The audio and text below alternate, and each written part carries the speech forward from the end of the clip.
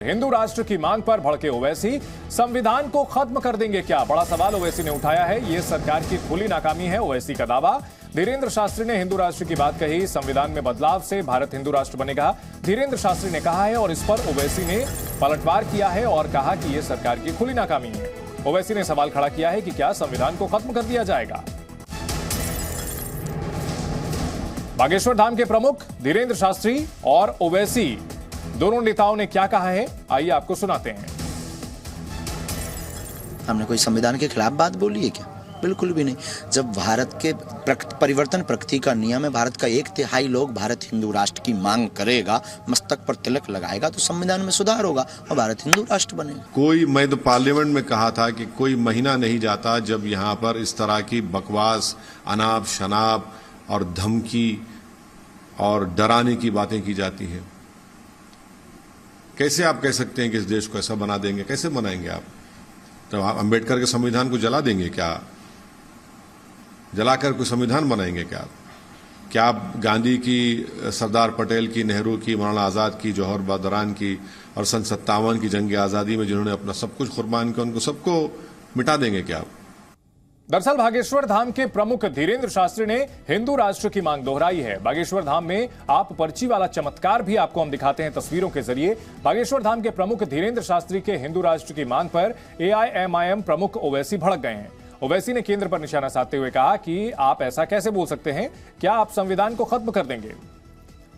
तो धीरेन्द्र शास्त्री, जिनके लगातार बयान सामने आ रहे हैं, अपने जो भी प्रवचन होते हैं, जो भी उनका दरबार लगता है, उसमें हिंदू राष्ट्र की बात दोहरा रहे हैं और ओवैसी ने इस पर सवाल खड़ा किया है।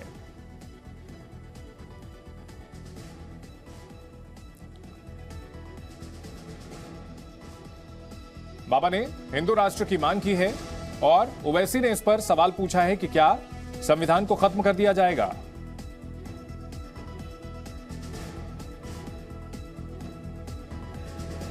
जमीयत के अधिवेशन से शुरू हुआ विवाद अब बागेश्वर धाम से होते हुए हैदराबाद पहुंच गया है। अल्लाह और ओम के नाम पर शुरू हुए घमासान में अब संविधान की दुहाई भी दी जा रही है।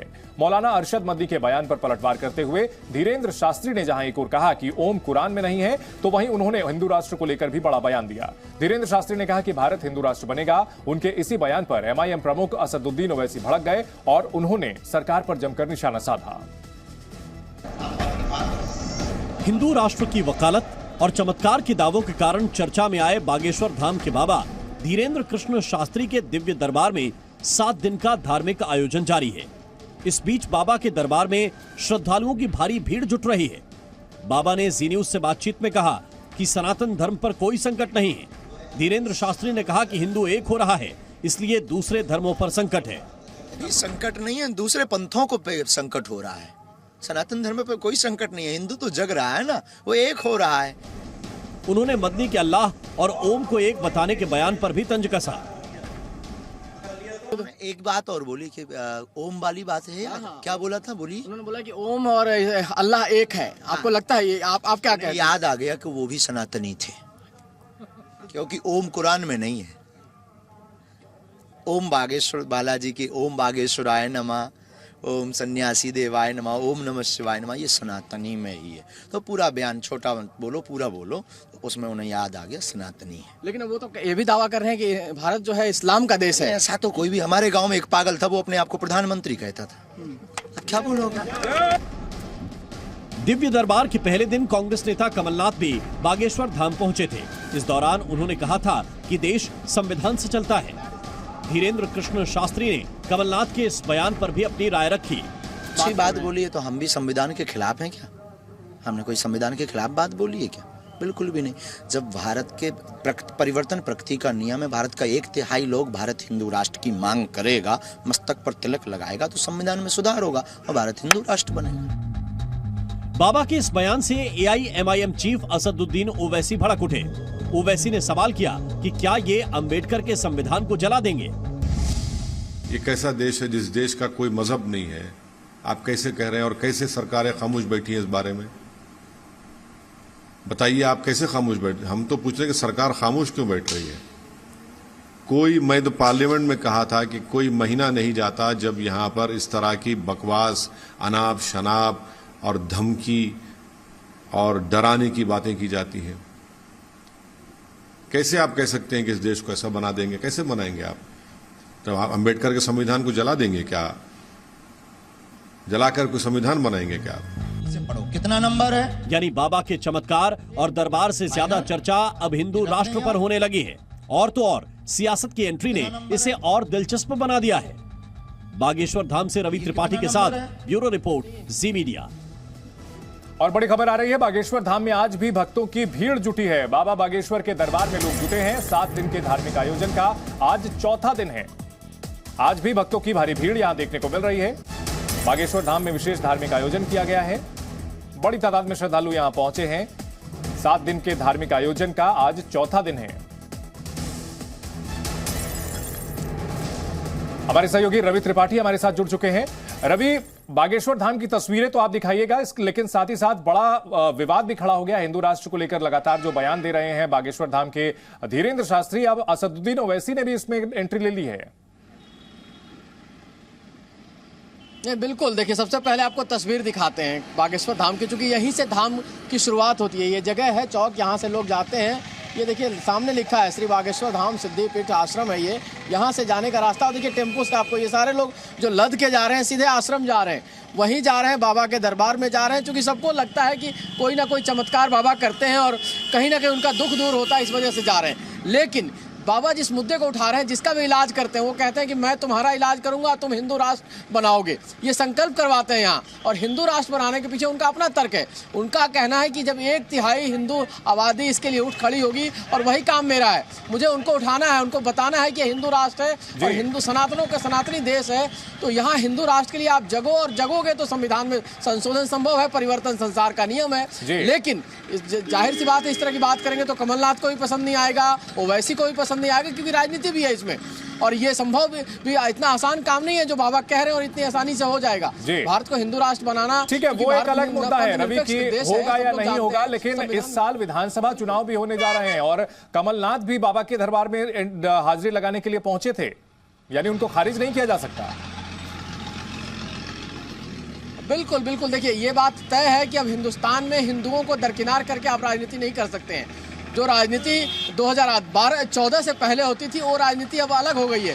अब आपको चाहे राहुल गांधी हो, चाहे कमलनाथ हो, चाहे तमाम जो राजनीति करने वाले हैं, जो जिनको पता है कि अगर हिंदू नाराज होगा तो उनकी सरकार नहीं बनने वाली है। लगातार मोदी बढ़त लिए जा रहे हैं कि मोदी हिंदुत्व के सेक्टर में काम भी कर रहे हैं और साथ साथ डेवलपमेंट का काम भी कर रहे हैं। जिस तरह से बाबा विश्वनाथ का मंदिर बना, जिस तरह से बाकी कॉरिडोर बन रहे हैं, तो कहीं ना कहीं कांग्रेस को लगता है कि अगर हिंदुओं को नाराज किया जाएगा, क्योंकि उनके कुछ मंत्रियों का बयान आया था, कमलनाथ की सरकार में जो मंत्री रहे थे, उन्होंने इनको ढोंग कहा था, उनको अंधविश्वासी कहा था। तो उसकी भरपाई करने के लिए कमलनाथ आए थे। कमलनाथ प्रदेश के अध्यक्ष है, मुख्यमंत्री के दावेदार हैं, तो इनको इग्नोर नहीं किया जा सकता है। तो इसलिए कांग्रेस पार्टी भी चाहती है कि हिंदुओं को नाराज न किया जाए। और कमलनाथ तो खुद को हनुमान का सबसे बड़ा भक्त बताते हैं, तो निश्चित तौर पर भाई बाबा बागेश्वर जो भी हनुमान की भक्ति की बात करते हैं, तो उनके दरबार में जरूर पहुंचेंगे ही। बहुत शुक्रिया पूरी जानकारी के लिए रवि।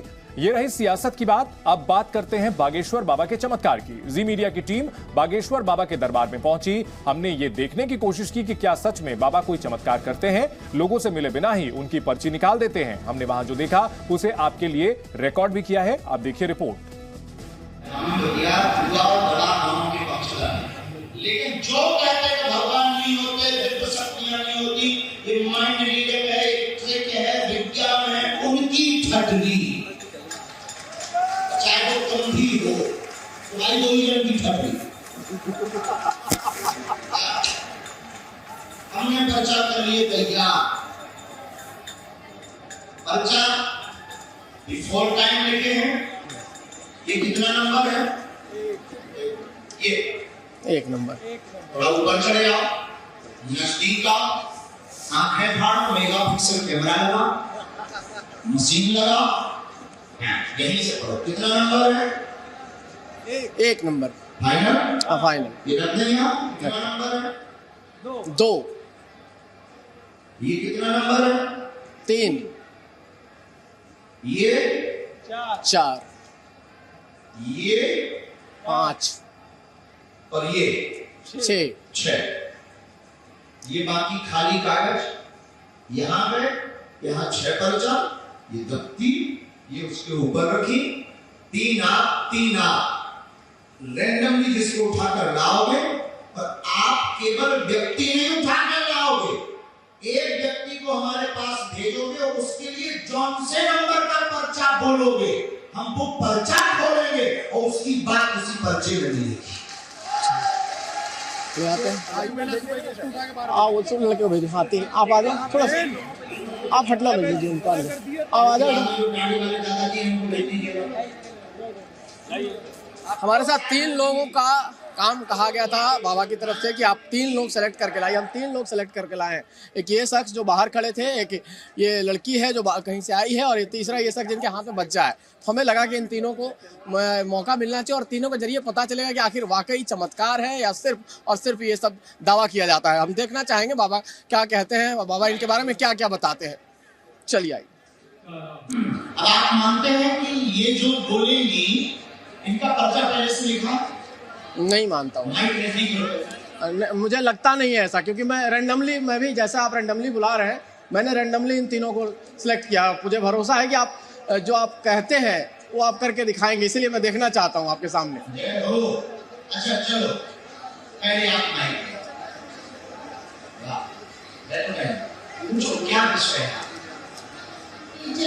8 साल से अपनी चल रहा है, तो ऐसा तब बीत गया है, मम्मी के शरीर में बहुत दर्द रहता है, शुगर भी। आप पहली बार आए? जी। कहाँ से आए? रांची झारखंड। इनको जानती हैं?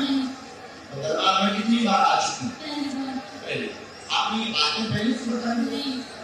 आपको पत्रकार करता है, ठीक है, इन्होंने ये जो बात बोली बिल्कुल उसके आगे भी हो सकता है हमारे पर्चे में 1 नंबर से 6 नंबर तक की हमारे पास में पर्चा बिल्कुल है। इनके लिए कौन सा नंबर निकालें, जो नंबर आप बोलोगे उसी में ये बातें निकलेंगी। 4 नंबर।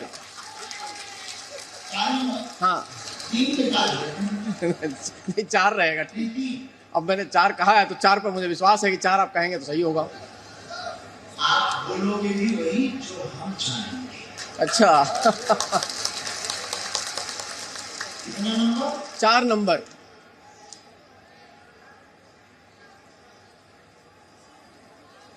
ये कितना नंबर? 4 नंबर। बोलोगे? हाँ? पढ़ी लिखी क्या एजुकेशन है? मास्टर्स करनी। आइए राम, घर में धन की उन्नति रुक गई है, पिता के काम में रुकावट बनी, कार्य में रुकावट तंत्र विद्या से 8 साल से बनी हुई है। आपके पिताजी के काम को बांधा गया, पत्थर का काम था, माँ के पैर व गांठों में गठिया बात हो गया है, शरीर में कंपन होगा, उनको भी आराम मिलेगा, पिता का पंजा दूर होगा। आशीर्वाद जय होगा। वाकई मैं मान गया। महाराज जी, एक चीज जानने की इच्छा थी, क्योंकि बड़ी चर्चा है, लोग ये कह रहे हैं, हम टीवी चैनल पर भी तमाम प्रोग्राम कर रहे हैं माइंड रीडिंग को लेकर, कुछ इस बारे में पढ़ाई करने को लेकर, क्या कोई विद्या भी आपने सीखी है इसको, कि सिर्फ आपको सिद्धि हासिल है? महाराज सिद्धि है, अष्ट सिद्धि नौ निधि के दाता जो हनुमान जी महाराज है, उनकी कृपा है। और आप देखिएगा कैसे हुआ, आप खुद उठाने गए, रैंडमली लेकर आप खुद नंबर बता रहे, आप खुद पर्चा। बिल्कुल बिल्कुल। आप विचार करिए, मतलब हम नहीं चला रहे, आप चला रहे हो। बिल्कुल बिल्कुल। आप लोग ला रहे हो। अब अगर कोई ऐसी विज्ञान होता तो विज्ञान के लिए व्यक्ति चाहिए, दिमाग पढ़ना, तीन चाहिए, फिर वो एक शब्द लिख पाते हैं। नहीं, यहाँ तो पूरी जन्म पत्रिका खोला। बिल्कुल बिल्कुल। चलिए भी है, शादी नहीं है तुम्हारी जन्म पत्रिका। हाँ हाँ, हम भी नंबर 1 की खुराबादी आती